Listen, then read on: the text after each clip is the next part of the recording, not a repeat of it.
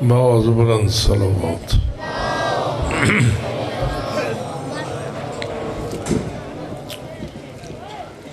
بار دیگر بآواز بلند صلوات.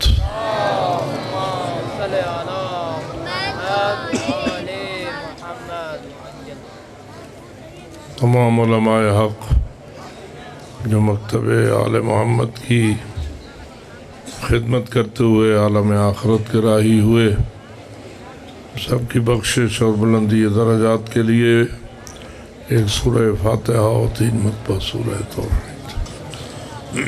بسم اللہ الرحمن الرحیم.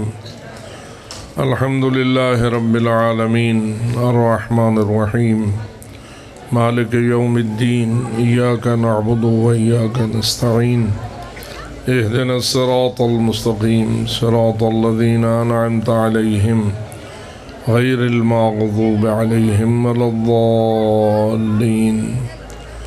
بسم اللہ الرحمن الرحیم. قل هو اللہ احد اللہ الصمد لم یلد ولم یولد ولم یکن له کفوا احد. بسم اللہ الرحمن الرحیم. قل هو اللہ احد اللہ الصمد لم یلد ولم یولد ولم یکن له کفوا احد. بسم اللہ الرحمن الرحیم. قل هو اللہ احد اللہ الصمد لم یلد ولم یولد ولم یکن له کفوا احد. کذالک اللہ ربنا.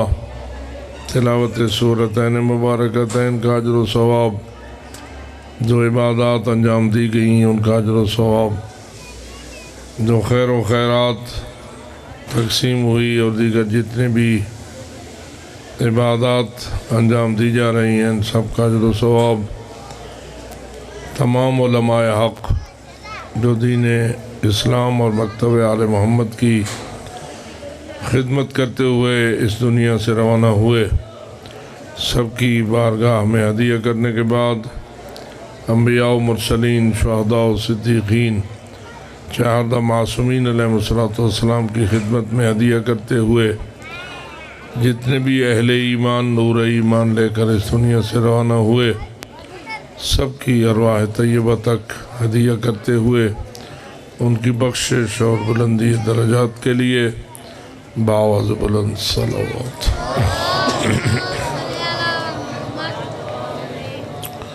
سب حضرات مل کر دعا کریں جتنے بھی اہل ایمان مریض ہیں، بیمار ہیں، رب العزت سب کو شفاء کامل سے سرفراز فرمائے. بالخصوص ہمارے بزرگوار حضرت علامہ الشیخ محمد حسین نجفی مدظ اللہ العالی جو کافی علیل ہیں، آپ سب مل کر دعا کریں رب العزت انہیں شفاء کامل و عاجل سے سرفراز فرمائے اور ان خدمات کو انجام دینے کی ان کو دوبارہ توفیق کامل نصیب فرمائے. ان دعاؤں کی قبولیت کے لیے، ہر مریض کی شفا یابی کے لیے، ہر حاجت مند کی حاجت روائی کے لیے اور ہر صاحب مشکل کی مشکل کشائی کے لیے، دنیا اور آخرت کی ہر مشکل کی حلالی کے لیے بآواز بلند صلوات. ہلاؤ نہیں نا. بارگاہ حضرت امام زمان عجل اللہ تعالیٰ فرجہ شریف میں سلام عقیدت کے لیے اور آپ کے ظہور کی تعجیل کے لیے بآواز بلند صلوات.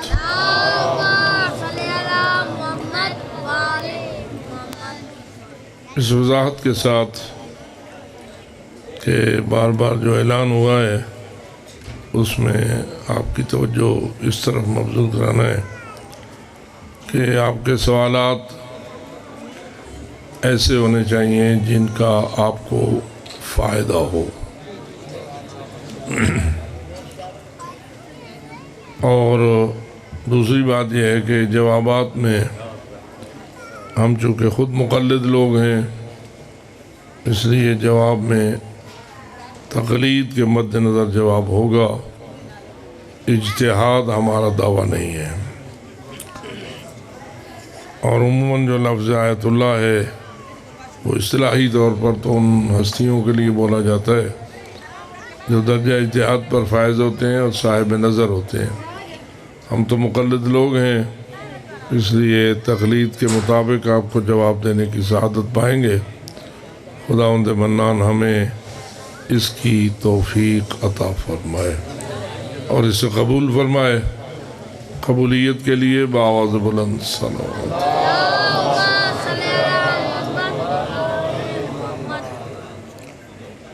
بسم اللہ، آپ بتائیں گے۔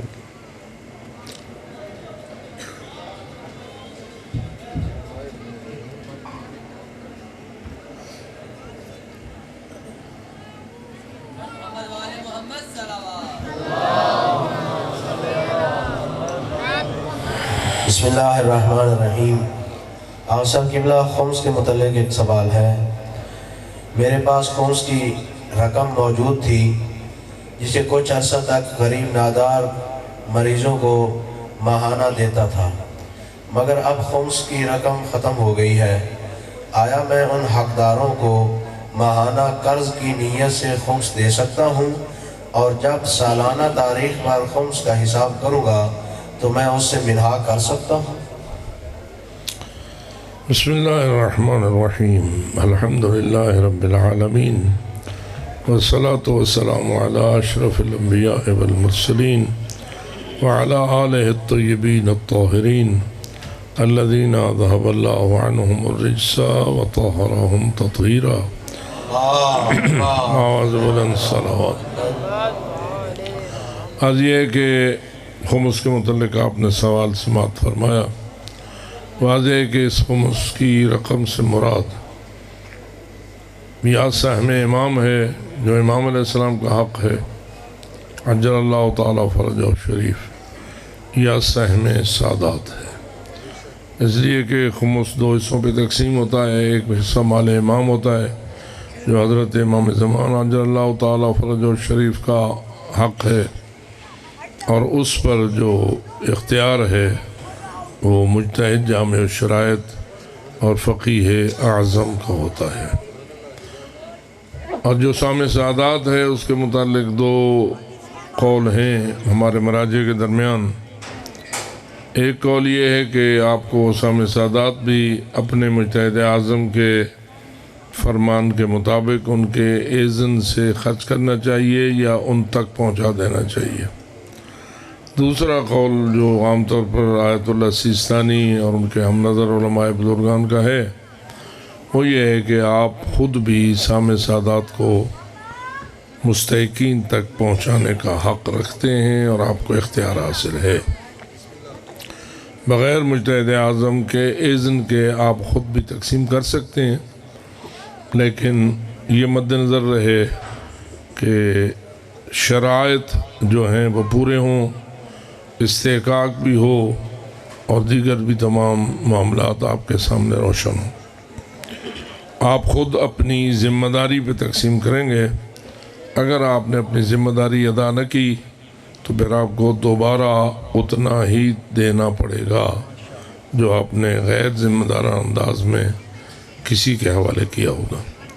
اب جو یہ میرے محترم فرما رہے ہیں کہ میرے پاس خمس کی رقم تھی اور میں ماہانہ مستحقین کو دیتا تھا، تو واضح ہے کہ اس رقم سے مراد سہم امام تو شاید نہ ہوگا، سہم سادات ہی ہوگا، اور مستحقین کو ماہانہ یہ دیا کرتے تھے۔ تو سبحان اللہ، اب اگر وہ سہم سادات کی مقدار ختم ہو گئی اور ابھی ان کی آئندہ تاریخ خمس نہیں آئی، تو ان کے لیے جائز ہے کہ یہ اگر یہ سمجھتے ہیں کہ اس سال بھی آئندہ تاریخ جو آنے والی ہے اس پر میرے اوپر کچھ نہ کچھ بچت ہوگی اور میرے اوپر خمس واجب ہوگا، تو ابھی بھی اس نیت سے دے سکتے ہیں کہ میں خمس سام سادات آج یعنی اس سال کے سام سادات میں سے دے رہا ہوں، حساب اپنی تاریخ پر کر لوں گا۔ پس اگر انہوں نے مثلا 5,000 روپیہ اس طرح تقسیم کیا ہے تو یہ تاریخ خمس پر جب حساب کریں گے تو 5,000 روپیہ اس سے خمس سام سادات سے منہا کرنے کا حق رکھتے ہیں، یعنی وہ سام سادات ادا ہو گیا۔ دوسرا طریقہ یہ ہوتا ہے کہ کسی سید کو بطور قرض دے دو، وہ بھی جائز ہے، لیکن وہ خمس نہیں ادا ہوگا، وہ قرض ہوگا، وہ سید آپ کا مقروض ہوگا۔ اس کا پھر طریقہ یہ ہوگا کہ جب آپ کی تاریخ آئے گی اور آپ کے ذمے خمس سام سادات بنے گا تو آپ اس کو دے کر اس سے قرضے میں اپنے پیسے میں وہ مال واپس لے لیں گے، اور اس طرح بھی آپ کا مقصد پورا ہو جائے گا۔ اگر آپ چاہتے ہیں کہ اس کے قبضے میں نہ دیں اور خود سے ہی اسے حساب کر لیں، بھائی میں نے 5000 روپیہ سادات کو دے رکھا ہے اور میں اس کو حساب کر لیتا ہوں، مجھے دوبارہ دینے کی ضرورت نہ ہو، اس کے لیے آپ کو اپنے مجتہد سے اذن لینے کی ضرورت ہے حساب کرنے کے لیے۔ تو یہ تھوڑا سا احتیاط یہ ہے کہ آپ دے کے واپس لیں، اس کو دے دیں اور پھر اس سے اپنے قرضے میں واپس لے لیں۔ محمد و آل محمد صلوات۔ اللہ صاحب اگلا سوال بھی خمس کے متعلق یہ ہے کہ سہم سادات ختم ہو جانے پر آیا سہم امام کسی سید کو دے سکتے ہیں؟ وہ میں نے عرض کیا کہ سہم امام آپ کی مرضی سے خرچ نہیں ہوتا، آپ کو اپنے مجتہد اعظم سے اذن لینا ہوگا۔ سید کو دیں، غیر سید کو دیں، خود سے نہ دیں، وہ جو آپ کو اجازت دیں اس کے مطابق دیں۔ اگر وہ غیر سید کو دینے کی اجازت دیں تو آپ غیر سید کو دے دیں، آپ سید کو دینے کی اجازت دیں تو سید کو دے دیں۔ یہ بحیثیت سید ہونے کا اس کا حق نہیں ہے، بحیثیت امام علیہ السلام کی طرف سے اذن کے اس کا حق بنتا ہے۔ تو اس لیے سہم امام کو ذرا اپنے مجتہد کے یا اس کے وکیل کے اذن سے خرچ کرنے کی عادت ڈالیں۔ صاحب موجودہ دور میں مخلوط نظام تعلیم ہے، اس دور میں بچیوں کو پڑھانا جائز ہے یا نہیں؟ اگر پردہ داری کے جو فرائض ہیں، اس کا جو آداب ہے وہ پورے ہوتے ہیں اور بچیاں بے پردہ نہیں رہتی ہیں تو آپ کے لیے جائز ہے۔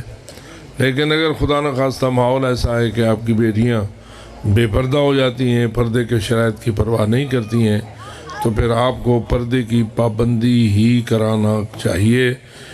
پردہ قربان کر کے تعلیم دینا یہ مناسب نہیں ہے۔ قبلہ صاحب مجبوری کی صورت میں بینک سے قرضہ لیا جا سکتا ہے؟ لفظ مجبوری کی بھی وضاحت چاہیے۔ ایک تو مجبوری کا لفظ اس وقت بولا جاتا ہے جب ہم اسے لفظ اضطرار سے تعبیر کرتے ہیں۔ اضطرار جس کو قرآن مجید نے کہا ہے کہ فمن اضطر غیر باغ ولا عاد فلا اثم علیہ، یعنی آپ کے لیے گوشت حرام کا بھی اضطرار کی حالت میں حلال ہو جاتا ہے، مردار کا گوشت بھی آپ کے لیے حلال ہو جاتا ہے، باقی نجس جانوروں کا گوشت بھی آپ کے لیے حلال ہو جاتا ہے جب آپ حالت اضطرار میں ہوں، یعنی آپ پر موت آنے والی ہو، اگر آپ وہ گوشت نہ کھائیں تو ہم مر جائیں گے، تو اس صورت میں تو ہم آپ کو مضطر قرار دے سکتے ہیں اور وہ حرام حلال ہو جائے گا اتنا جتنا آپ کی زندگی بچانے کے لیے ضروری ہے۔ لیکن آپ جانتے ہیں کہ آج کل کے حالات میں ایسی صورتحال کا پیدا ہونا عام طور پر نہیں ہے۔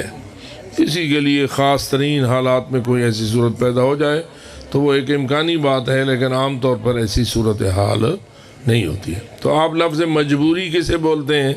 ایسی صورتحال تو مشکل سے آپ پر آئے گی۔ ہاں اگر آپ قرض لینا چاہتے ہیں تو لفظ مجبوری کو ذرا ایک طرف ہٹا دیں، اس لیے کہ وہ مجبوری آپ کو نہیں لائق ہوگی جس کے ساتھ حرام حلال ہو جائے گا۔ جی جو ہی میں مجبوری ہے، میں لفظ مجبوری کی وضاحت کر رہا تھا، اس لیے کہ لوگوں نے معمولی سی بات کو بھی مجبوری سے تعبیر کرنا شروع کر رکھا ہے، حالانکہ وہ مجبوری نہیں ہوتی۔ ہم تو مجبوری اس کو کہتے ہیں جس میں حرام حلال ہو سکتا ہے، وہ ہم آپ کو واضح کر گیا۔ اما جو بینکوں کے احکام ہیں، واضح ہے کہ اس میں مراجع نظام کے آپس میں اختلاف، تھوڑے فرق ہیں مسائل میں، اور آیت اللہ سیستانی المدظل العالی جو ہیں وہ ایک خاص طریقے کے ساتھ بینکوں سے قرضہ لینے کو حلال قرار دیتے ہیں، بشرطے کہ آپ اپنی گردن میں سود والی شرط کو قبول نہ کریں. جو ان کے ہاں قرضہ دیتے ہیں نا تو واضح ایک شرط لگاتے ہیں کہ اتنا آپ ہمیں اضافہ دیں گے تو ہم آپ کو یہ قرض دیتے ہیں. تو یہ اضافہ جب وہ لینے کی شرط لگاتے ہیں تو یہ بن جاتا ہے سود. اور سود تو حلال نہیں ہو سکتا. جیسے میں نے پہلے کہا ہے کہ حرام حلال نہیں ہو سکتا مگر اضطرار کی حالت میں. اب رہا یہ کہ کیسے آپ کے لیے جائز ہو، تو آیت اللہ سیستانی نے ایک راستہ یہ فرمایا ہے کہ میں بینکوں کو ان کے مال کا مالک نہیں سمجھتا. جہاں حرام اور حلال کا مال مل جائے، آپ کیا فرمائیں گے؟ بینکوں میں حرام حلال ملا ہوا ہوتا ہے یا خالص حلال ہوتا ہے؟ بینک کے پاس جو اموال ہوتے ہیں وہ حرام حلال ملا ہوا ہوتا ہے، وہ سود مود کا چکر سارا اس میں چلتا رہتا ہے. تو فرماتے ہیں میرے نزدیک یہ مال حلال نہیں ہے، یہ مخلوط مال ہے اور یہ مال مجہول المالک ہے. مجہول المالک پر مجتہد کا اختیار چلتا ہے. تو اس لیے وہ فرماتے ہیں کہ آپ قرض ان کے خیال میں قرض آپ لیں لیکن آپ ان کے مقروض نہیں ہیں. آپ نے مجتہد کے حکم سے مال مجہول المالک لیا ہے، پھر آپ واپس دیں گے تو اپنی عزت بچانے کے لیے آپ نے دینا ہے. اس کے بغیر آپ کے پاس چارہ نہیں ہے. لیکن یہ نہ سمجھیے کہ میں نے قرض لیا تھا اور اس کا سود دے رہا ہوں. میں نے مال مجہول المالک لیا تھا اور عزت بچانے کے لیے میں وہ واپس دے رہا ہوں. مال مجہول المالک آپ کو مجتہد یا اس کے وکیل کے اذن سے لینا جائز ہو سکتا ہے، تو آپ وہ لے لیں لیکن ان شرائط کو پورا کریں. مجتہد کا اذن لیں یا ان کے وکیل کا اذن لیں، اور اس طرح آپ کے لیے وہ بات صحیح ہو جائے گی. صاحب، غیر سید کے روزے کا کفارہ کسی سید کو دیا جا سکتا ہے؟ احتیاط اس میں ہے کہ نہ دیا جائے. صاحب، جو عورت امام زمانہ کو شہید کرے گی اس کا کیا نام ہوگا؟ وہ کہاں سے آئے گی؟ کیونکہ ہمارا عقیدہ ہے کہ اس وقت دنیا میں کوئی ظالم نہیں ہوگا، تو پھر وہ عورت کہاں سے آئے گی؟ میں تو خیر اپنے مطالعے میں اس بات کو نہیں لے آیا کہ وہ عورت کا نام کیا ہوگا، اور نہ مجھے اس کی ضرورت ہے، نہ یہ کوئی ایسا مسئلہ ہے جس پر انسان زیادہ دماغ خوری کرے. ٹھیک ہے. باقی رہا یہ کہ اس وقت کوئی ظالم نہیں ہوگا. میں یہ سمجھتا ہوں کہ اس حدیث پہ تھوڑی سی توجہ کرنا چاہیے. یملأ الارض قسطا وعدلا کما ملئت ظلما وجورا. جیسے جیسے ظلم سے بری ہوگی ویسے ہی عدل سے بھر جائے گی. محمد و آل محمد صلوات. اللہم صلی اللہ. تو اس حدیث کے مفہوم میں یہ چھوٹی سی گنجائش موجود ہے کہ اس زمانے میں عدالت کا غلبہ ہو جائے گا، ظلم بالکل ختم ہو جائے گا. یہ ایسے ہی ہے جیسے کہ ظلم کا غلبہ ہے تو کیا عدالت بالکل ختم ہو چکی ہے؟ یا کوئی عدل کرنے والا بھی اکا دکا ہے؟ جی ہے نا، اندر ہے نا موجود. تو ماحول ایسا ہو جائے گا کہ ہر طرف عدالت ہی عدالت ہوگی. لیکن یہ نہیں ہے کہ بندوں کے اندر خواہشات نفسانیہ ختم ہو جائیں گی اور وہ کبھی بھی کوئی گناہ کی سوچ ہی اپنے ذہن میں پیدا نہیں کر پائے گا. ایسا نہیں ہے. اس لیے جب خواہشات نفسانیہ بھی رہیں گی، اکا دکا مجرم بھی رہے گا، تو کسی ایسی عورت کا اس قسم کا کردار انجام دے دینا یہ ناممکن نہیں ہوگا. سوال ہے کہ موجودہ نظام جمہوریت کیا الہی نظام حکومت کے مخالف ہے؟ اگر مخالف ہے تو پھر ووٹ دینا کیسا ہے؟ اصل مسئلہ یہ ہے کہ نظام جمہوریت اگر شریعت کے ماتحت ہو تو غلط نہیں ہے. اگر شریعت کے خلاف مقابلے میں ہو تو حتماً غلط ہے.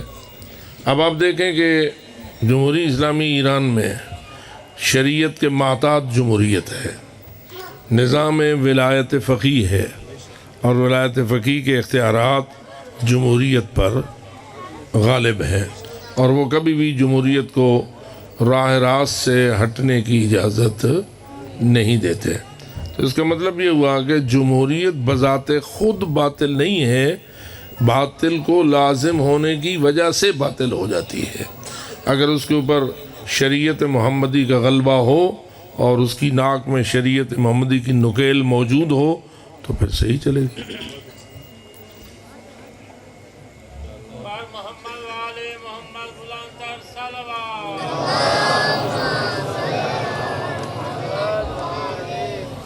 قبلہ اگلا سوال یہ ہے، موبائل فون میں جو قرآن مجید ڈاؤن لوڈ ہوتا ہے، کیا اس کو تلاوت کرتے وقت باوضو ہونا ضروری ہے؟ تلاوت کرتے وقت تو باوضو ہونا عام قرآن مجید کا بھی ضروری نہیں ہے۔ قرآن مجید بھی آپ کے ہاتھ میں ہو تو آپ کے لیے بے وضو پڑھنا جائز ہے، ہاتھ لگانا آیات کو ناجائز ہے۔ کلمات قرآنی کو بے وضو ہاتھ لگانا یا مس کرنا یہ جائز نہیں ہے، البتہ ثواب زیادہ اس صورت میں ہوتا ہے جب آپ باوضو تلاوت کرتے ہیں۔ تو جب قرآن مجید اصلی قرآن مجید کو رکھ کے سامنے بے وضو بھی قرآن کی تلاوت ہو سکتی ہے، اگرچہ کہ اس کا ثواب کم ہوتا ہے، تو موبائل کو بھی سامنے رکھ کے تلاوت ہو سکتی ہے۔ مس کرنے میں احتیاط کرنا چاہیے، یعنی جو سکرین پر آیات ابھرتی ہیں ان کو آپ کہہ رہے ہیں نا بے وضو مس کرنا، اس میں احتیاط کرنا چاہیے۔ بر محمد و آل محمد صلوات اللہ۔ قبلہ ایک مومنہ عورت سے سوال آیا ہے، وہ لکھتی ہے کہ ایک مومنہ مائی جو کہ 6-7 سال سے ایک ایسے شخص کے نکاح میں ہے جو کہ ذہنی طور پر بھولا بالا ہے اور جسمانی طور پر بھی بیوی کے حقوق ادا کرنے کے قابل نہ ہے، کیا اس عورت کے لیے شریعت کا کیا حکم ہے؟ کیونکہ گھر والے دونوں مریض ہیں، طلاق دینے اور لینے دونوں کے لیے ہی راضی نہ ہے، تو اس عورت کے لیے کیا فتویٰ ہے؟ آج یہ ہے کہ اس کی 2 صورتیں ہوتی ہیں، ایک یہ ہے کہ بوقت نکاح ہی ایسی صورتحال تھی، اور ایک یہ کہ اس وقت ٹھیک ٹھاک تھے، بعد کو صورتحال میں تبدیلی آ گئی۔ ہر 2 صورت میں شریعت نے ایسی عورت کے لیے نکاح کو فسخ کرنے کا ایک اختیار رکھا ہے بغیر طلاق کے، لیکن اس فسخ کی تفصیلات کو جاننے کے لیے ہر جوڑا یا ہر فرد اپنی تفصیلات لے کر ایک ایسے عالم دین سے رابطہ کرے جو فسخ کے احکام کو جانتا ہو۔ اس کے چونکہ قضیہ ایک دوسرے سے مختلف ہو سکتا ہے، ہر ایک کا اپنی نوعیت ہو سکتی ہے، تو یہ خاتون رابطہ کرے مجتہد اعظم کے ساتھ یا ان کے وکیل کے ساتھ اور اپنی صحیح صورتحال سے آگاہ کرے، تو ہو سکتا ہے کہ فسخ کے ذریعے یہ مسئلہ حل ہو جائے، اور اگر فسخ کے ساتھ نہ بھی ہو تو پھر حاکم شریعت کی طلاق کی گنجائش بھی موجود ہوتی ہے۔ تو بہرحال اسے علماء و فقہا کے ساتھ رابطے میں آنا چاہیے۔ قبلہ جب نکاح فسخ ہونے کی شرائط پائی جاتی ہوں تو اس وقت بعض لوگ صیغہ طلاق جاری کرنے پر بھی اصرار کرتے ہیں، آیا کیا یہ ٹھیک ہے؟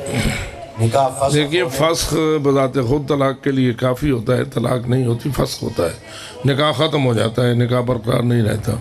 باقی لوگوں کو دکھانے کے لیے تاکہ لوگوں میں بدنامی نہ ہو اور صیغہ طلاق کو جاری کر دیا جائے تو بھی کوئی حرج نہیں ہے، فسخ کے ساتھ طلاق کا صیغہ جاری کرنا کوئی حرج نہیں ہے، لیکن اصل فسخ ہی ہوگا۔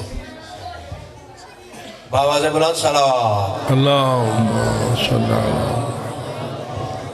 قبلہ کیا حضرت سیدہ خدیجہ الکبریٰ کا جنازہ پڑھا گیا تھا یا نہیں؟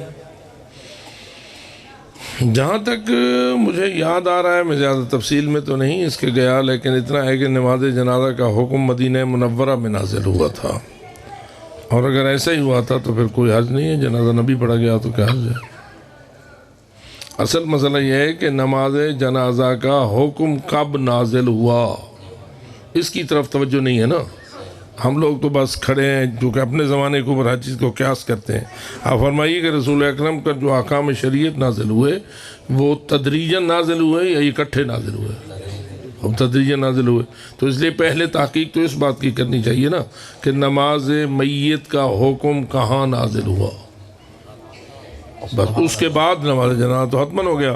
اس سے پہلے اگر نہیں بھی تھا تو نہیں تھا, مسئلہ نہیں. نعرہ حیدری. یا الہ. قبلہ آپ کے مطابق پاکستانی معاشرے میں رائج نظام جمہوریت خلاف شرع ہے یا شریعت کے مطابق ہے؟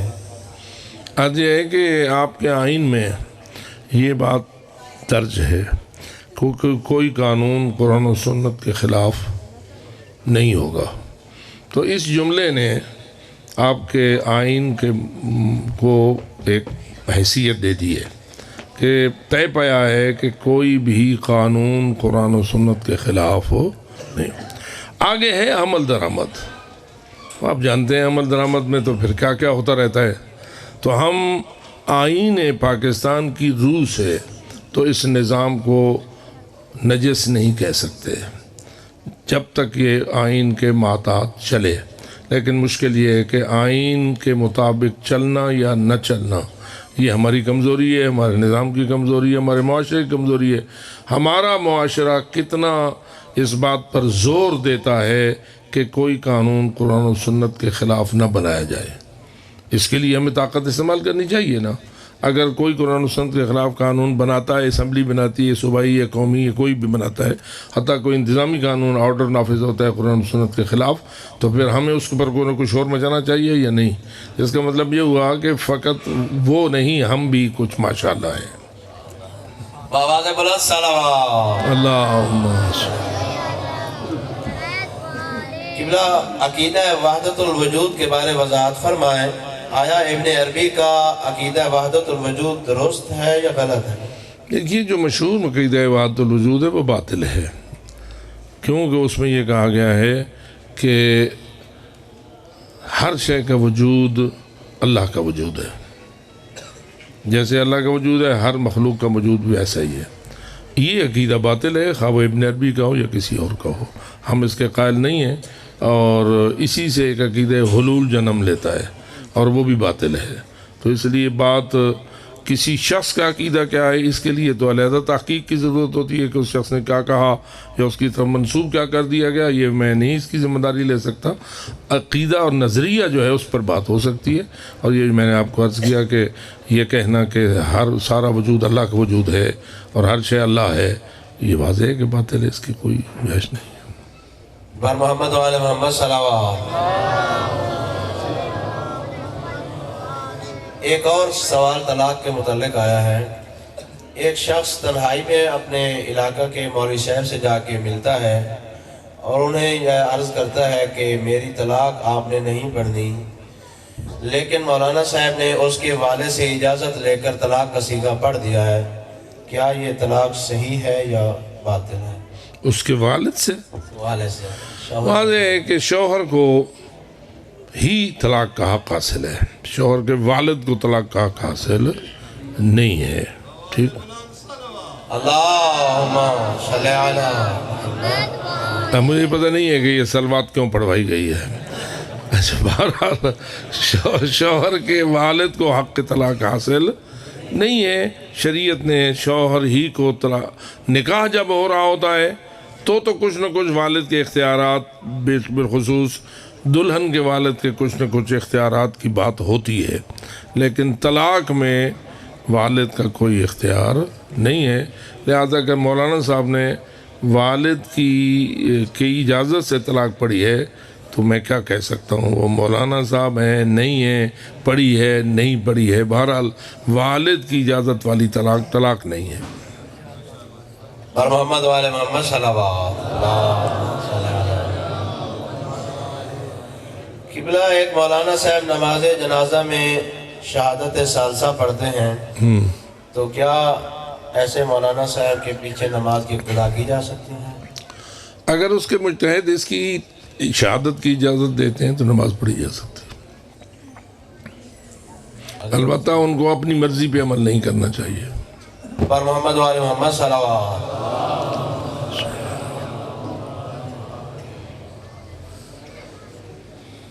اگلا سوال ہے قبلہ میں نے ایک شخص کے ساتھ کمیٹی میں شمولیت کی، اس کو 20,000 روپے دیا، ایسے ٹوٹل 100 لوگوں نے 20,000 روپے دیے۔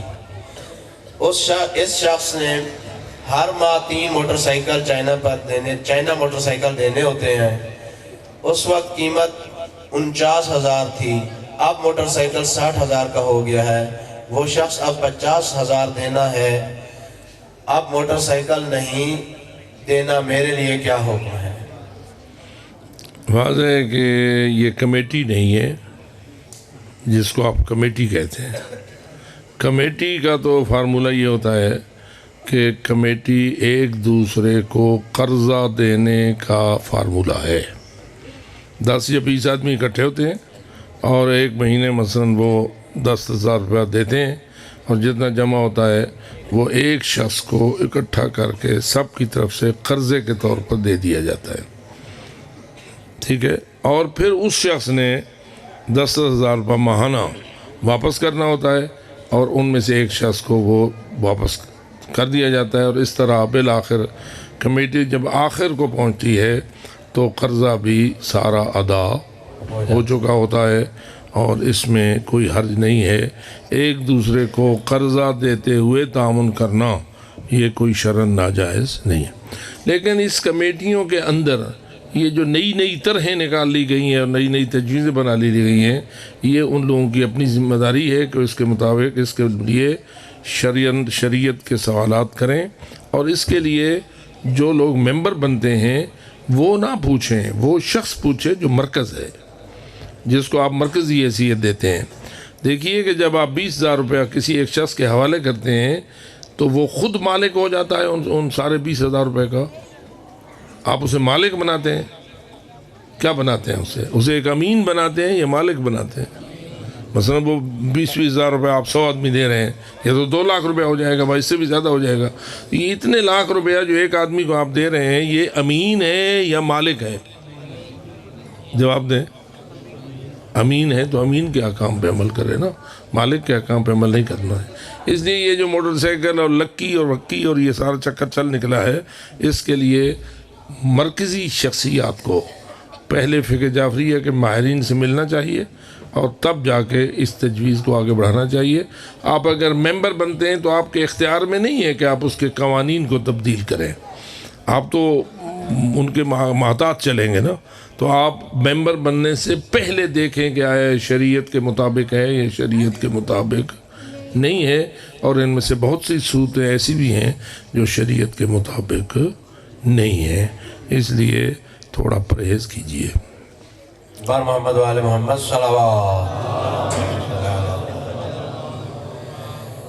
قبلہ ہم اپنی دعاؤں میں کہتے ہیں جو عمل بجا لاتے ہیں اس کو ہدیتاً معصوم کی بارگاہ میں پیش کرتے ہیں، اور وہاں سے جو ثواب حاصل ہو وہ اپنے مرحومین کو ایصال کرتے ہیں۔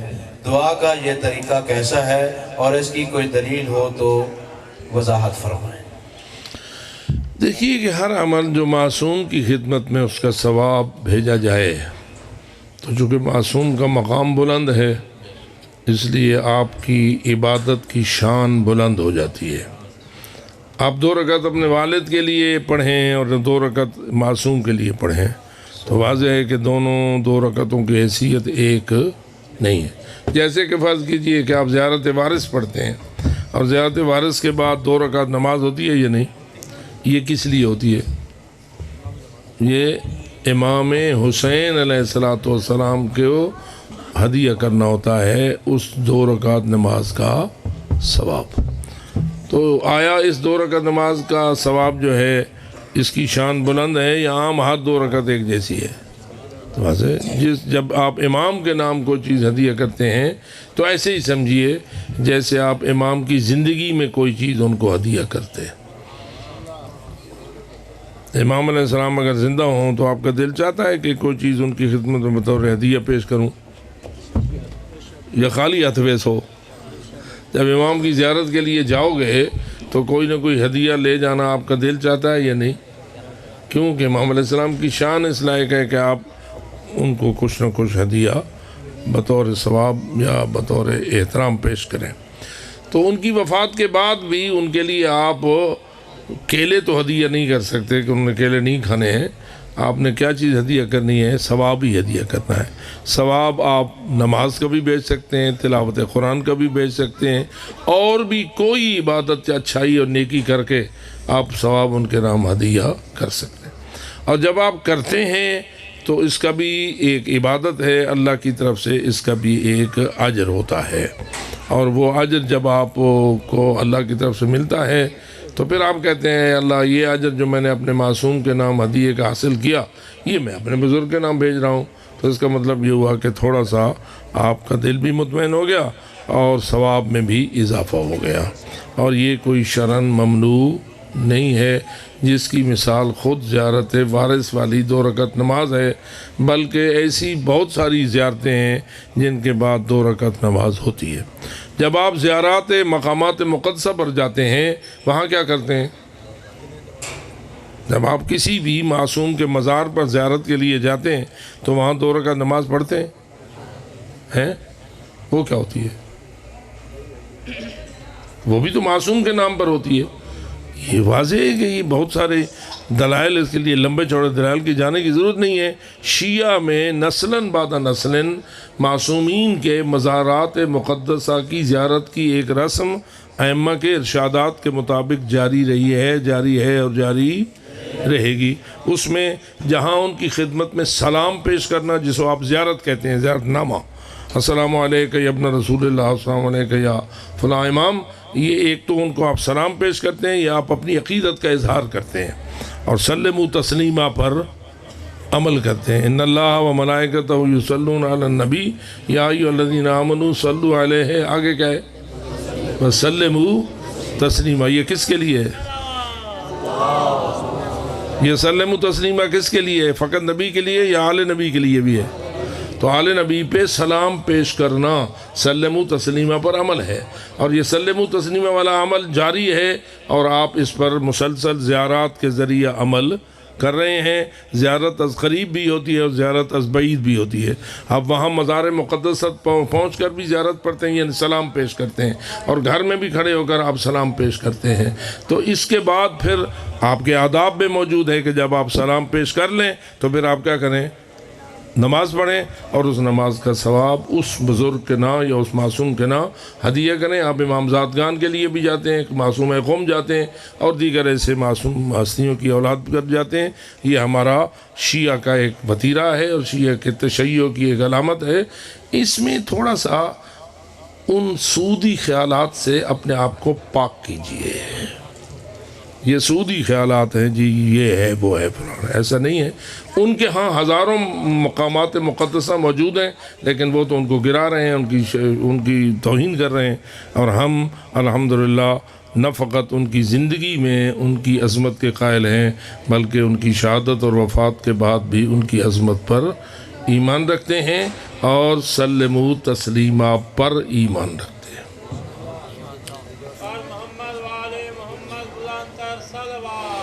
اللہم صلی علی محمد وعلی محمد.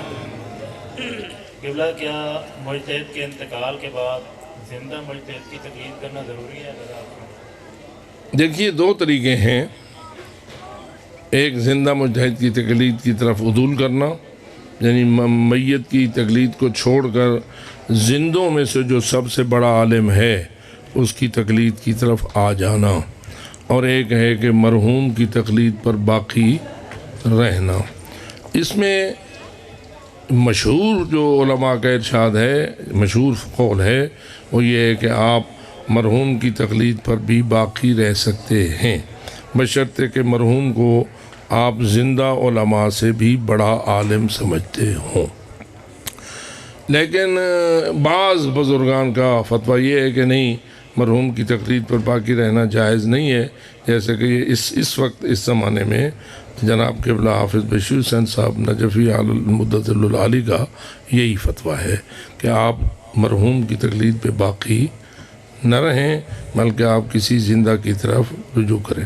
لیکن باقی جتنے عالم ہیں وہ جائز سمجھتے ہیں، البتہ اس شرط کے ساتھ کہ اگر زندہ سے مرحوم کو آپ زیادہ بڑا عالم سمجھیں. تو یہ ہے دو قول ہیں، مشہور قول میں نے آپ کو عرض کر دیا۔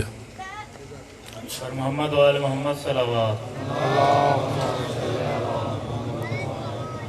قبلہ تقلید کے لیے ایک حدیث جو حضرت امام حسن عسکری علیہ السلام سے بیان کی جاتی ہے، کیا تقلید کے لیے کوئی اور حدیث بھی ہے؟ اگر ہے تو بتا دیں۔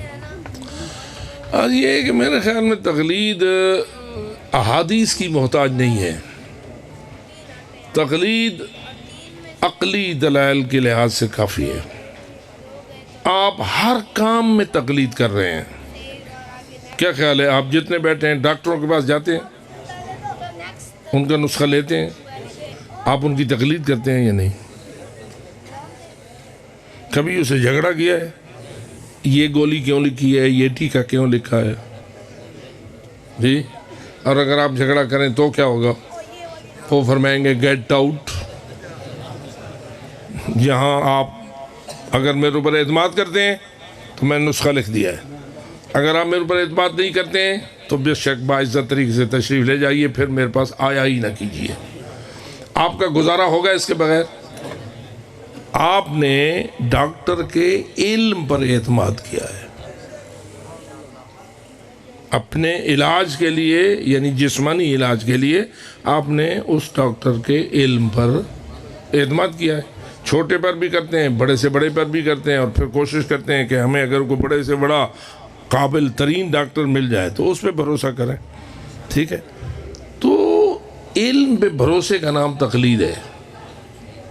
اب ایک ہے علم دنیاوی امور میں ان کی باتوں کو ماننا، ایک ہے دینی امور میں ان کے ارشادات کو ماننا۔ دینی امور میں ان کی بات کو ماننا زیادہ اہم ہے یا دنیا میں ماننا زیادہ اہم ہے؟ ہم دینی میں زیادہ اہم ہے۔ دین تو آپ اتنا بھی نہیں جانتے جتنا آپ دنیا جانتے ہیں۔ دنیا میں چلو اور کچھ نہیں، صحیح 10% تو آپ میڈیکل جانتے ہوں گے، 90% نہیں جانتے ہوں گے، لیکن جب دین کی طرف بات آتی ہے تو آپ 99% نہیں جانتے، 1% جانتے ہیں۔ تو آپ اس 99% کے لیے کیا کریں گے؟ ایک بات۔ دوسرا یہ کہ خود رسول اکرم اور ائمہ خدا کے دور میں کیا رسول اکرم یا ائمہ خدا ہر مومن کے کان میں جا کر خود فرمان جاری کرتے تھے؟ یہ حکم ہے، وہ حکم ہے، یہ حکم ہے، وہ حکم ہے۔ طریقہ کار کیا تھا رسول اکرم کا؟ رسول پر وحی نازل ہوتی تھی، حضرت اپنے سامنے جتنے اصحاب موجود ہوتے تھے اس وحی کو ان کے سامنے پہنچاتے تھے، اس کی کوئی تفصیل اور اس کی جو وضاحت ہوتی تھی وہ بھی فرما دیتے تھے۔ اس کے بعد ذمہ داری کس کی تھی؟ ان سننے والوں کی ذمہ داری تھی یا رسول اکرم خود ہر بندے کے گھر میں جائیں؟ یعنی حتیٰ کہ خود مدینہ منورہ میں رہنے والوں میں سے ہر مرد اور ہر عورت جو مسلمان تھے ان کے کانوں تک رسول اپنی وحی کو پہنچائیں؟ ایسا کرتے تھے؟ کیا کرتے تھے؟ مدینہ مسجد میں بیٹھ کر آپ وحی الہی کو پڑھ دیتے تھے، وضاحت بھی کر دیتے تھے۔ بعد ازاں جو سامنے بیٹھے ہوتے تھے فَلْيُبَلِّغِ الشَّاهِدُ الْغَائِبُ، یہ اصول تھا کہ جو حاضر ہے وہ غائب تک پہنچائے۔ جو حاضر ہے، جس نے رسول اکرم سے سنا ہے، وہ کیا کرے؟ غائب تک پہنچائے۔ یہی اصول چلتا رہا، رسول اکرم کے دور میں بھی چلتا رہا، ائمہ خدا کے دور میں بھی چلتا رہا۔ اب بتائیے وہ جو غائب تک پہنچانے والے شاہد ہوتے تھے ان پہ اعتماد ہونا چاہیے یا نہیں ہونا چاہیے؟ اگر آپ کو پتہ ہے کہ یہ بندہ جھوٹا ہے، یہ فراڈیا ہے، تو آپ اس کی بات نہیں مانیں گے۔ لیکن اگر آپ کو اس کے جھوٹ کا علم نہیں ہے تو جب تک آپ کو جھوٹ کا ثبوت نہیں ملے گا آپ اس کی بات کو تسلیم کریں گے۔ اور اس طرح اللہ کے دین کی تبلیغ حاضر سے غائب تک چلی چلی چلی چلی، دور امامت میں بھی یہی چلی، دور غیبت میں بھی یہی چل رہی ہے۔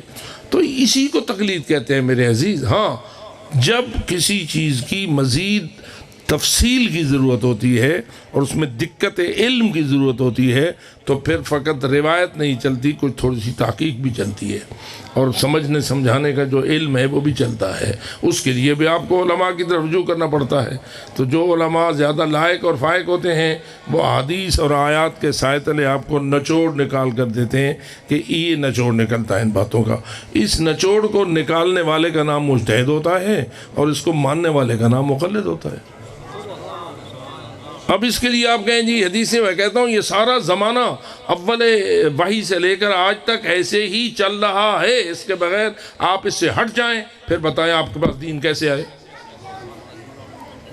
اس طریقہ کار کو چھوڑ دیں، یہ نہیں ہے تو بتائیں آپ تک دین، حتیٰ آپ کو قرآن کیسے ملے گا؟ یہ جو قرآن مجید ہے 114 سورتوں والا، یہ رسول اکرم نے ہر بندے کے کان میں جا کے خود پھونکا تھا جی۔ رسول اکرم پر تو 1 2 4 آیتیں نازل ہوتی تھیں، حضرت پڑھ دیتے تھے، جب پڑھ دیتے تھے تو لکھنے والے لکھ بھی لیتے تھے، یاد کرنے والے یاد بھی کر لیتے تھے، اور پھر کیا کرتے تھے وہ آگے جا کے پڑھتے تھے، دوسروں کو سناتے تھے۔ حتیٰ کہ شاید آپ کے علم میں ہو کہ جب رسول اکرم نے ہجرت فرمائی تھی، ہجرت سے پہلے مدینے کے بہت سارے لوگ مسلمان ہو چکے تھے، کلمہ پڑھ چکے تھے۔ حضرت نے اپنے ایک صحابی کو جو اچھا قرآن پڑھ لیتا تھا اور اسے اچھا قرآن یاد تھا، اس کو بھیجا تھا جا مدینے والوں کو قرآن پڑھا، اور وہ حضرت کے ہجرت کرنے سے پہلے کتنوں کو قرآن پڑھا کے مسلمان کر چکا تھا۔ تو میں یاد کرتا ہوں کہ اس سلسلہ تبلیغ پہ نظر کیجئے اور غور کیجئے کہ دین کیسے پہنچا، کیسے پھیلا، کیسے ہوا، اور اس میں کیا تقلید، روایت، حدیث کا عمل دخل ہے یا عمل دخل نہیں ہے۔ تو اس لیے ویسے تو اور حدیثیں بھی موجود ہیں، قل فاسألوا اہل الذکر ان کنتم لا تعلمون، کیا ہے؟ اگر تم علم نہیں رکھتے تو کیا کرو جی؟ اہل ذکر یعنی اہل علم سے پوچھو، یہ قرآن کا حکم ہو گیا نا، اور اسی پہ عمل چلتا رہا۔ تو میں سمجھتا ہوں کہ یہ خاص احادیث کی حد تک بات محدود نہیں ہے، یہ احادیث بھی معاون ہیں، آیات بھی معاون ہیں، سسٹم بھی خود اسی بنیاد پر قائم ہے۔ اور محمد و آل محمد صلوات۔ قبلہ اگر تقلید یہی ہے تو یہ جو کہا جاتا ہے کہ فلاں شخص جو ہے اگر وہ تقلید نہیں کرے گا تو اس کے تمام اعمال جو ہے نا وہ ضائع ہو جائیں گے۔ اگر ایک شخص پوری زندگی محمد و آل محمد علیہ السلام کے فرامین کے مطابق بسر کرے، نماز روزہ کا پابند ہو، محمد و آل محمد علیہ السلام کا محب ہو، تو اس سلسلے میں پھر اگر وہ تقلید نہیں کرتا تو کیا اس کے تمام اعمال اکارت ہو جائیں گے؟ عرض یہ ہے کہ جو یہ جملہ آپ نے بولا کہ وہ محمد و آل محمد کے فرامین پر عمل کرے، اس نے فرامین محمد و آل محمد کو کہاں سے لیا؟ نہیں، نعرہ لگانے کی ضرورت نہیں، ذرا سمجھنے کی ضرورت ہے۔ فرامین محمد و آل محمد اس وقت کم از کم ہمارے پاس ہزارہا احادیث کی شکل میں موجود ہیں، کتب اربع بھری ہوئی ہیں، کافی بھری ہوئی ہے، ملا یاذر بھری ہوئی ہے، الاستبصار بھری ہوئی ہے، تہذیب الاحکام بھری ہوئی ہے، ٹھیک ہے؟ تو یہ ہزارہا حدیثیں کیا اسے پڑھ لی؟ بھائی ہم جو طالب علم لوگ ہیں جن کی زندگی کا اوڑھنا بچھونا ہی احادیث کو پڑھنا ہے، ہم بھی دعویٰ نہیں کر سکتے۔ آپ سارے ماشاءاللہ دیندار لوگ بیٹھے ہیں، نمازی لوگ بیٹھے ہیں، کتنی حدیثیں آپ نے پڑھ لی؟ نماز پڑھتے ہو، نماز کی کتنی حدیثیں آپ نے پڑھ لی؟ روزہ رکھتے ہو، روزے کے ساتھ متعلق ائمہ کے کتنے فرامین آپ نے پڑھ لیے؟ اب کیا کرتے ہیں آپ کہتے ہیں بھئی ہمیں تو ساری حدیثیں کو مطالعہ کرنے کی ضرورت نہیں ہے، ہمیں نچوڑ بتاؤ۔ یہ بندے نچوڑ کے لیے بیٹھے ہیں جن کو آپ مجتہد کہتے ہیں۔ جیسے علم MBBS کا کورس بہت سارے لوگ پڑھتے ہیں، اوپر والے سارے کورس پڑھتے ہیں، پھر وہ کیا کرتے ہیں؟ خود تو مثلا MBBS کے لیے کتنے سال لگانے پڑتے ہیں؟ MBBS کی ڈگری لینے کے لیے کتنے سال لگانے پڑتے ہیں؟ پہلے تو FSC کرو، 12 سال تو اس پہ لگ گئے، پھر 5 سال MBBS کرو، کتنے سال لگ گئے؟ 17 سال کے بعد تو اسے فقط MBBS کی ڈگری ملی۔ وہ اپنے 17 سالہ محنت کا نچوڑ اس کرسی پہ بیٹھ کر آپ کو دے رہا ہے جس میں اس نے آپ کے لیے نسخہ لکھا ہے۔ ایسا ہے یا نہیں؟ تو پھر اس کا مطلب یہ ہوا آپ بھی کم از کم 17 سال تو دین کا نچوڑ نکالنے کے لیے لگائیں. نماز پڑھیں لیکن نماز کے بارے میں 17 سالہ محنت تو تمہاری ہو نماز کے احادیث پر، تب جا کے نچوڑ نکلے گا نا. مذاق تو نہیں ہے کہ تم پڑھ لو نماز ابا جی کی سکھائی ہوئی اور سمجھ لو کہ میں نے سارا کچھ پڑھ لیا ہے. تمہارے ابا جی نے اگر غلط نماز سیکھی تھی پھر کیا کرو گے؟ ابا جی کی بھی پوسٹ پر کسی ایسے ماہر عالم دین کی مہر ہونی چاہیے جس نے احادیث و آیات کا مطالعہ گہری نظر سے، یعنی اس کے پاس بھی اور کچھ نہیں صحیح تو MBBS در دین کی ڈگری تو ہو. تو اس لیے میرے محترم دوستوں، لوگوں کے یہ جو شکوک و شبہات ہیں ان کو ایک طرف رکھو اور کوشش کرو کہ جن بزرگان کا تم پہ احسان ہے جو اپنی زندگیوں کو وقف کرتے ہیں آپ کے لیے دین کا نسخہ نکال کے لاتے ہیں. یعنی اگر آپ وسائل الشیعہ اٹھائیں، کئی جلدیں نماز پر ہیں حدیثوں کی، ہزارہا احادیث فقط نماز کے بارے میں ہیں.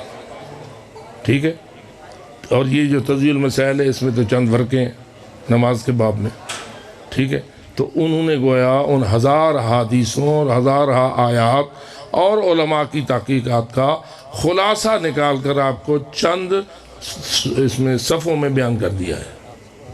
اب آپ اعتماد سے کہہ سکتے ہیں کہ یہ بندہ بزرگ نیک ہے، صالح ہے، دیندار ہے، امانت دار ہے، محنت کرنے والا ہے، 60 سال اس نے محنت کی ہے اور یہ صفحہ مجھے دیا ہے. اب میں اس پہ اگر عمل کروں گا تو میں اعتماد سے کہہ سکتا ہوں کہ میں کوئی اللہ اور رسول کے حکم کی خلاف ورزی نہیں کروں گا. اللہ اتنا ہی تیرے لیے کافی سمجھتا ہے.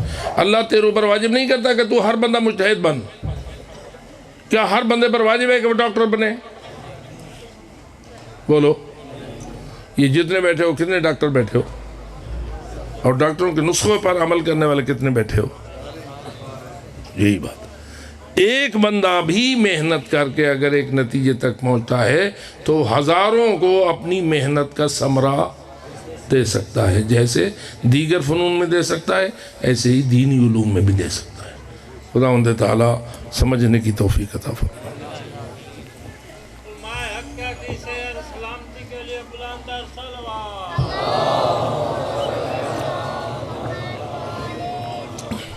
قبلہ امام بخاری نے 7 لاکھ احادیث میں سے 7,000 تقریباً احادیث کو بخاری میں لکھا. کیا ہمارے علماء نے بھی احادیث کو اس طرح تدوین کیا؟ یقیناً. اگر نہیں کیا تو کیا وجہ ہے؟ کیونکہ آج کل یہ تو آپ میں عرض کرتا ہوں، یہ تو اگر آپ کو سوال تو یوں کرنا چاہیے تھا کہ وہ جو 70,000 حدیثوں میں 7 لاکھ حدیثوں میں سے انہوں نے 7,000 چنی، وہ باقی کدھر گئیں؟ مجھے آپ سے جواب چاہیے کہ 7 لاکھ میں 7,000 میں نہ کرو باقی اتنی بچ گئی. وہ حدیثیں تھیں یا ویسے ہی کوئی چکر تھا؟ کدھر گئیں وہ؟ اس کا مطلب یہ ہوا کہ ان لوگوں نے امام بخاری کے انتخاب پہ اعتماد کیا. اتنے بڑے ڈھیر میں سے انہوں نے امام بخاری نے جس کو چنا اس پہ بھروسہ کیا. جبکہ امام بخاری صاحب قبلہ کے پاس تو فقط وہی احادیث پہنچیں جو بذریعہ اصحاب میں نقل ہوئیں. کیونکہ ہمارے پاس 2 راستے ہو گئے نا، ایک رسول پاک تک پہنچنے کا راستہ بذریعہ صحابہ، ایک رسول اکرم تک پہنچنے کا راستہ بذریعہ اہل البیت. بتائیے اہل البیت کے ذریعہ آنے والا علم زیادہ ہونا چاہیے یا اصحاب والا علم زیادہ ہونا چاہیے؟ کیونکہ اصحاب بیچارے تو پہلی نسل پہ ہی، بعد کو تو تابعین شروع ہو گئے نا، تو جو پہلی نسل تھی وہ چند افراد تھے، ان کے ذریعہ علم پہنچا امام بخاری کے پاس. اور ہمیں اللہ کے فضل سے 12 ائمہ بلکہ 14 معصومین کے توسل سے علم ملا. تو اس لیے اپنے علماء کرام کے بارے میں سوء ظن سے اپنے آپ کو بچائیے. بآواز بلند صلوات. علماء حق کی صحت و سلامتی کے لیے بلند تر صلوات. قبلہ بغیر چھلکے کے مچھلی حرام کیوں ہے؟ حرام کی علت کیا ہے؟ دیکھیے دو چیزیں ہوتی ہیں، ایک تو ہوتا ہے کہ حکم کی دلیل کیا ہے، ایک ہوتا ہے کہ حکم کی حکمت کیا ہے. ٹھیک ہے، حکمت اصل اللہ جانتا ہے اور ہمیں اللہ پہ بھروسہ کرنا چاہیے. اللہ نے فرمایا ہے جو چیزیں میں نے تمہارے لیے طیب بنائی ہیں وہ میں نے تمہارے لیے حلال کر دی، اور جو چیزیں خبیث ہیں یعنی تمہیں مضر ہیں، تمہیں نقصان دینے والی ہیں، وہ میں نے تمہارے لیے حرام کر دی. اب قرآن مجید میں نہ حلال کی لمبی لسٹ ہے نہ حرام کی لمبی لسٹ ہے، نہیں ہے نا، لسٹیں تو بنی ہوئی نہیں ہیں.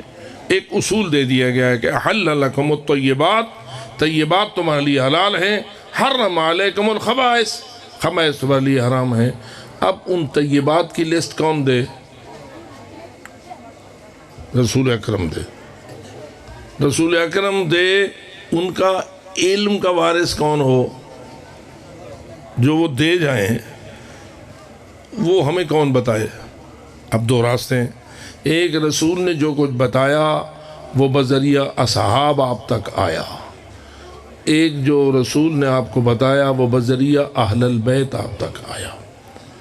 حکم کی جسے آپ علت کہتے ہیں وہ رسول و آل رسول کا اگر حکم مل جائے کہ یہ ہے، یہ ہمارے لیے کافی ہے. ہم اس کو جسے انہوں نے حلال کہا ہوگا طیب سمجھیں گے، اور جس سے انہوں نے حرام کہا ہوگا اسے خبیث سمجھیں گے. ٹھیک ہے. باقی رہا یہ کہ کس چیز میں کیا ہے چھپا ہوا جس کی وجہ سے وہ طیب ہو گئی اور جس کی وجہ سے وہ خبیث ہو گئی، وہ کیا ہوا. اب مجھے اور آپ کو پتہ ہے کہ یہ جو زمین کی مٹی ہے یہ کتنی طیب ہے اور کتنی خبیث ہے. یہ مٹی جس پہ آپ بیٹھے ہوئے ہیں یہ طیب ہے یا خبیث ہے؟ جی اگر طیب ہے تو کھا لو. مٹی کو کھاؤ گے؟ مٹی کھانا حرام ہے یا حلال ہے؟ مٹی سے جو اگتا ہے وہ تیرے لیے حلال ہو جاتا ہے اور خود مٹی حرام ہو جاتی ہے. اس کا مطلب یہ ہوا کہ مٹی سے پیدا ہونے والے ثمرات طیب ہیں اور خود مٹی کھانا خبیث ہے. لیکن مجھے کوئی پتہ نہیں مٹی کھاؤں گا تو کیا ہوگا. یہ میڈیکل کا قانون ہے، یہ طب کا ہے کی ذمہ داری ہے کہ وہ ریسرچ کرے اور تجھے بتائے کہ مٹی کھانے سے تیرے بدن کے اوپر کیا کیا اثرات مرتب ہوں گے. اور بتایا ہے اطباء نے، ڈاکٹروں نے بھی بتایا ہے. لیکن یہ بیچارے بتاتے رہیں گے. کچھ باتیں پہلی نسل والوں کو پتہ چلی، کچھ دوسری کو پتہ چلی، کچھ 14ویں کو پتہ چلیں، کچھ 16ویں کو پتہ چلیں گی، کچھ آگے پتہ چلیں گی. ایسے اسرار ہیں اللہ کی مخلوقات میں، اتنے زیادہ ہیں کہ تم سب پر عبور نہیں کر سکتے. اس لیے اللہ کہتا ہے میں نے اپنے نبی اور آل نبی کو بھیجا ہے، وہ تمہیں بتا دیں گے. تم یقین رکھو کوئی ایسی چیز تمہارے لیے وہ حلال نہیں کہیں گے جو تمہارے لیے مضر ہو، اور کوئی ایسی چیز تمہارے لیے حرام نہیں کہیں گے جو تمہارے لیے مفید ہو. اس لیے ان پہ بھروسہ کرو. اور یہ علم اتنا وسیع ہے اور اس کے دائرے اتنے وسیع ہیں کہ یہ تمہاری طاقت سے باہر ہے کہ تم حلال و حرام سمجھنے سے پہلے اس پہ پہلے کہو. مثلا وہی بات ہے نا کہ اگر ایک کلرک جو ہے وہ اپنے باس کو کہے پہلے مجھے یہ بتاؤ کہ جو حکم تم مجھے دے رہے ہو اس کا فائدہ کیا ہے، اور میں اگر نہ کروں گا تو اس کا نقصان کیا ہے. تو کیا خیال ہے آپ اگر وہ اس دفتر کے سربراہ ہوں تو آپ اپنے اس کلرک کو یہ اجازت دیں گے کہ پہلے آپ سے وہ مباحثہ کرے کہ میں آج یہ کام کروں اس کا فائدہ کیا ہے، نہ کروں گا تو نقصان کیا ہے، اور روز آپ اس کے ساتھ یہ پہلے کریں تو کام چل جائے گا آپ کا. بھئی آپ کہیں گے آرڈر از آرڈر، تو میرا کلرک ہے میں تیرا باس ہوں، حکم پر عمل کرو. سمجھنے سمجھانے کی بات اگر تیری ہوگی تو میں سمجھا دوں گا، نہیں بھی ہوگی تو تیرا کام ماننا ہے، تیرا کام مجھے چیلنج کرنا نہیں ہے. اور اگر یہی کام ایک سپاہی اپنے چیف کے ساتھ کرے، باجوہ صاحب کو ایک سپاہی کہے پہلے مجھے باجوہ صاحب چیف آف آرمی اسٹاف صاحب پہلے یہ سمجھاؤ اس مورچے پر اگر میری ڈیوٹی لگا رہے ہو تو میں کیا فائدہ ہے اس کا. اور اگر میں نے یہاں ڈیوٹی ادا نہ کی تو اس کا کیا نقصان ہے؟ تو کیا خیال ہے چیف صاحب اس کو پہلے سمجھائیں گے؟ وہ کہیں گے جناب علی سپاہی بننا ہے تو آرڈر از آرڈر، جو میں کہتا جاؤں وہ تم، اور اگر میدان جنگ میں ایسا ہو پھر جنگ جیت جائے گی، دشمن ہار جائے گا۔ تو اس لیے کہیں کسی ہستی کو یہ حق دو کہ وہ اپنے علم کی بنیاد پر آپ کو آرڈر کرے، اور یہ حق اللہ نے اپنے رسول کو دیا ہے، اور رسول نے آلے رسول کو دیا ہے۔ اس طرح جو حکمتیں ہیں وہ لمبا باب ہے، اس کے لیے آپ حکمتوں کے پیچھے مت پڑیں، آپ فقط حکم کو ماننا سیکھیں۔ قبلہ صاحب کی صحت و سلامتی کے لیے بلند تر صلوات۔ قبلہ ایک شخص نے پوری زندگی خمس کی ادائیگی نہیں کی، اب اس شخص کے پاس گاڑی اور ایک بہت بڑا گھر بھی ہے، اور اب وہ خمس نکالنا چاہتا ہے، کیا ان چیزوں پر خمس ہے؟ ہو سکتا ہے ہو جائے، بشرطے کہ وہ اپنی پوری تفصیل بتائے۔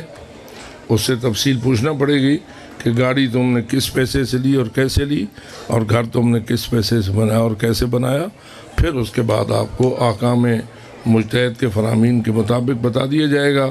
ہو سکتا ہے کہ پورے گھر کا خمس واجب ہو جائے، ہو سکتا ہے نہ بھی ہو، اس لیے کہ ضرورت کا ایک گھر معاف بھی ہوتا ہے، لیکن اس کے لیے بھی کچھ تفصیل ہوتی ہے، تو اس لیے اس کی تفصیل میں جانے کی ضرورت پڑتی ہے۔ قبلہ ہمارے معاشرے میں جو مروجہ آزاد آئی ہے، اس سے مطلوبہ نتائج حاصل نہیں ہو رہے، اور مزید ہر سال نئی رسومات کا اضافہ بھی ہو رہا ہے، تو اب علماء اور مومنین کی کیا ذمہ داری ہے؟ ذمہ داری اصل میں تو یہ تھی کہ عزاداری کی باغ ڈور آپ کی قوم کے کم علم لوگوں کے ہاتھ میں نہ ہوتی، لیکن اس مجبوری کا کیا علاج ہے؟ پر محمد وآل محمد صلوات۔ قبلہ جس مدرسے کا پرنسپل سکول ٹیچر ہو اور مدرسے کے طالب علم بھی سکول میں پڑھتے ہوں، تو آیت اللہ سستانی صاحب کے فتویٰ کے مطابق اس مدرسہ میں مال امام دینا جائز ہے یا نہیں؟ میرے خیال میں فقط اتنی بات سے تو نہیں معاملہ حل ہوتا کہ وہ ٹیچر ہے اور اس کے طلبہ بھی پڑھتے ہیں۔ اصل تو یہ دیکھنا پڑتا ہے کہ وہ دین پڑھاتا ہے اور وہ دین پڑھتے ہیں یا نہیں، دنیاوی تعلیم کے ساتھ ساتھ وہ دینی تعلیم بھی دیتے اور دینی تعلیم لیتے ہیں یا نہیں، اور اگر ایسا ہے کہ وہ دین کی تعلیم بھی دیتے ہیں ایک وقت تک، اور تعلیم لینے والے بھی لیتے ہیں، اور آغا سیستانی نے ان کو سہم امام کا اجازہ بھی دے رکھا ہے، تو پھر واضح ہے جائز۔ اور محمد وآل محمد صلوات۔ قبلہ پکی قبر اور کچی قبر کے بارے میں کیا حکم ہے؟ نیز قبروں پہ موم بتی، اگربتی اور پھول نچھاور کرنا کیسا ہے؟ جہاں تک پکی اور کچی قبر کا تعلق ہے، اندر سے تو قبریں کچی ہی ہونی چاہیے، پکی نہیں ہونی چاہیے۔ باہر جو لوگ علماء بزرگان ہوتے ہیں یا زہاد و متقی لوگ ہوتے ہیں، جن کی قبروں کے نشانات کو زندہ رکھنا دین کے فائدے میں ہوتا ہے، اور ان کے علم کی یادگاریں جو ہیں وہ برقرار رہتی ہیں، اس کو تو فقہ نے مانا ہے، اور ایسے بزرگان کی قبروں کو پختہ کر چھوڑنا اس میں کوئی حرج نہیں ہے۔ عام قبروں کا کچا ہونا جو ہے وہ زیادہ بہتر ہے، لیکن پختہ کرنا بھی حرام نہیں ہے، مکروہ ہے۔ اور باقی کیا بات آپ نے پوچھی تھی؟ اگربتی اور موم بتی وغیرہ، یہ جو ہے پھول وغیرہ اظہار عقیدت ہوتا ہے، اس میں بھی کوئی حرمت نہیں ہے، اور اگربتی وغیرہ جو ہے وہ آنے والوں کے لیے ہوتی ہے، قبر والے کے لیے نہیں ہوتی ہے۔ پر محمد وآل محمد صلوات۔ جیسے کہ چراغ بھی ایسا ہی ہوتا ہے، قبر پہ جو چراغ لگایا جاتا ہے وہ آنے والے جو رات کو اگر آئیں قبرستان میں تو ان کے لیے راستہ روشن ہوتا آپ کے لیے، آپ اگر میت کے لیے سمجھیں تو قصور ہمارا ہے۔ قبلہ جب میت تیار ہو جاتی ہے جی، اس کو گھر لے جانے سے پہلے 3 بار میت کو رکھتے ہیں اور پھر اٹھاتے ہیں، یہ ٹھیک ہے یا نہیں؟ نہیں، اس کا کوئی حکم نہیں ہے۔ 3 بار کا حکم جو ہے وہ لحد کے کنارے ہے، قبر میں اتارنے کے لیے ہے، نہ ہر جگہ۔ یہ بھی ہماری کچھ اپنی بنائی ہوئی یا لا علمیاں ہیں، یا میں کیا کہہ سکتا ہوں، اور اس میں کسی آدمی نے کچھ کر دیا تو دوسروں نے اس کے پیچھے چلنا شروع کر دیا۔ تو یہ تو وضاحتوں کی ضرورت ہے، یعنی جوں علم فقہ زیادہ وسیع ہوتا جائے گا تو یہ کمزوریاں ختم ہوتی جائیں گی۔ بر محمد و آل محمد صلوات۔ قبلہ اگر کسی شخص کو رستے میں پیسے ملیں تو اس شخص کے لیے کیا حکم ہے؟ پہلا حکم تو یہ ہے کہ نہ اٹھائے، اپنی گردن میں بوجھ نہ ڈالے، جو اٹھائے گا اس کی گردن میں بوجھ آئے گا، لیکن ہوئے اگر ہوں مثلا 5000 کا نوٹ۔ میں آپ کو ایک اپنا لطیفہ سنا دیتا ہوں اس کے جواب میں۔ ایک دن میں اپنے ساتھیوں سمیت ایک ہوٹل میں کھانا کھانے کے بعد باہر نکلے، ٹرک جیسے ہوتے ہیں ہوٹلوں کو کنارے کھڑے ہوئے تھے، ہم نکلے تو میں نے آگے میں جا رہا تھا، پیچھے میرے چند ساتھی آ رہے تھے، تو میں نے دیکھا کہ ایک 1000 روپے کا نوٹ جو ہے وہ زمین پہ پڑا ہے۔ اب میں نے دیکھا، میں تو گزر گیا، وہی جیسے میں آپ کو کہہ رہا ہوں کہ بھی نہ اٹھاؤ گے تو آپ کے اوپر اس کا بوجھ نہیں آئے گا، لیکن مجھے پتا تھا کہ پیچھے نہ آنے پہ اچھا ہم چند قدم آگے چلے، تو میں نے پھر بات کو کھولا، اپنے ساتھیوں سے پوچھا، اوہ وہ 1000 روپے کا نوٹ پہ آئی، کہیں چاہے تو نہیں؟ وہ ایک بولا کہ کہا میں نے تو اٹھا لیا تھا۔ میں نے کہا میں نے تو نہیں اٹھایا تھا، تم نے کیوں اٹھایا؟ کیوں چھوڑ دے وہاں۔ تو میں نے کہا اب یہ 1000 روپے کا نوٹ ہے نا، اب تو ڈھونڈ اس کا مالک کون ہے۔ تو حکم شریعت آپ پوچھ رہے ہیں، حکم شریعت یہ ہے کہ اگر ایسا گرا ہوا مال آپ کو مل جائے تو آپ کیا کریں؟ مالک کو ڈھونڈیں، مالک کو ڈھونڈیں، اگر مالک مل جائے تو اس کو دے دیں، ٹھیک ہے۔ اگر مالک نہ ملے تو پھر 2 صورتیں ہیں، اگر 1 سال گزر گیا ہے تو آپ اسے کسی غریب کے حوالے اس نیت سے کر سکتے ہیں کہ اگر مجھے مالک مل گیا تو میں اسے بتاؤں گا میں نے غریب کو دے دیا تھا، اگر اس نے قبول کر لیا تو اس کا گیا، اور اگر قبول نہ کیا تو اپنی طرف سے دے چکا ہے، 1000 روپے دے دے سے۔ لیکن 1 سال تک آپ کو ڈھونڈنا چاہیے، ہوں چاہوں یا نہ چاہوں آپ دیکھ کر۔ بر محمد و آل محمد صلوات۔ قبلہ التماس سے دعا۔ اللہم صلی علی محمد۔ جی، غریب ہو یا امیر، بینک کی ملازمت حرام کام میں حرام ہے، حلال کام میں حلال ہے۔ جو کام وہ بیٹھا وہاں کر رہا ہے، ہر ایک بندے کی سیٹ ایک جیسی نہیں ہوتی ہے، کئی سیٹیں ایسی ہوتی ہیں جس پہ باقاعدہ سودی لین دین کرنا پڑتا ہے، اور کئی ایسی ہوتی ہیں جن پہ یہ لین دین نہیں کرنا ہوتا ہے، یا وہ اس کے جو معاہدے ہیں وہ نہیں کرنے ہوتے ہیں۔ تو اصول یہی ہے کہ جہاں حرام و حلال ملا جلا کام ہو، وہاں حرام کام کی ملازمت حرام، حلال کام کی ملازمت حلال۔ اللہم صلی علی محمد وآل محمد۔ یا اللہ یا رحمان یا رحیم یا مقلب القلوب ثبت قلوبنا علی دینک۔ ربنا لا تزغ قلوبنا بعد اذ ہدیتنا وہب لنا من لدنک رحمہ انک انت الوہاب۔ ربنا آتنا فی الدنیا حسنۃ وفی الآخرۃ حسنۃ وقنا عذاب النار۔ اللہم بحق محمد المصطفیٰ وبحق علی المرتضیٰ وبحق فاطمة الزہراء وبحق الحسن المجتبیٰ وبحق الحسین الشہید بکربلا وبحق سائر الائمة المعصومین النجباء سیما بقیت اللہ فی الارضین الحجۃ ابن الحسن العسکری المہدی المنتظر۔ اللہم صلی علیہم وعجل فرجہم وسہل مخرجہم۔ خداوندہ ان معصوم ہستیوں کا صدقہ ہماری ان عبادات کو اپنی بارگاہ میں قبول و منظور فرما، اس محفل کو بھی شرف قبولیت عطا فرما۔ جو کجم و سخن ادا ہوئے خداوندہ ان میں جو صحیح ہے ان کو قبول فرما، جو غلط ہیں ان سے درگزر فرما۔ ہماری غلطیوں کو معاف فرما، ہماری غلطیوں کی اصلاح فرما۔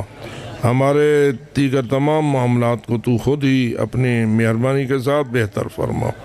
خداوندہ جتنے مومنین حاضر ہیں ان کی حاضری کو عبادت قرار دے، اور جو کچھ ہم نے عرض کیا ہے اس کو سمجھنے اور اس پر عمل کرنے کی توفیق عطا فرما۔ خداوندہ جو دلوں میں حاجات جائزہ رکھتے ہیں ان کی حاجات کو پورا فرما، جو بے اولاد ہیں ان کو اولاد عطا فرما۔ اس رکے کے ذریعے آپ سے التماس سے دعا کی جا رہی ہے کہ مبشر حسن یا مبشر حسین مبشر حسین بے اولاد ہیں، آپ سے التجا ہے آپ دعا کریں خداوند منان ان کی گود کو اولاد نرینہ سے آباد فرمائے۔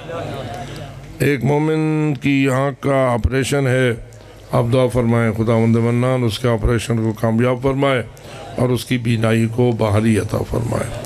خداوند منان ہماری تمام التجاؤں کو شرف قبولیت نصیب فرمائے۔